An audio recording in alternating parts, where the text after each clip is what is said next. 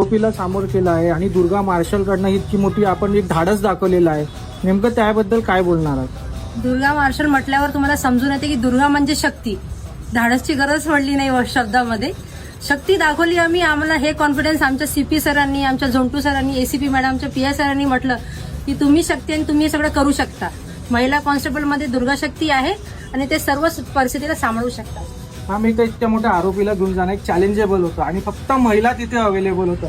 कसं काय तो चॅलेंज एकदम एक्सेप्ट करणं आणि तिथल्या लोकांना म्हणजे तुम्ही तिथले लोक अंगावर येऊ शकत होते, काही लोकांना तुमच्या अग्रेसिव्हनेस होतं, त्याबद्दल तुमचं काय थिंकिंग होतं काय म्हणून? नाही सर, आम्ही पूर्णपणे तयार होतो याच्यासाठी की आम्हाला माहितच होतं ज्या पण परिस्थिती येईल त्यामुळे आम्ही सांभाळू शकतो म्हणून, आणि तेवढं कॉन्फिडन्स आमच्या वरिष्ठांना आमच्यावर होतं. आज कुठल्या निमित्ताने आपण आरोपीला तिथे घेऊन गेले होते काय पूर्ण?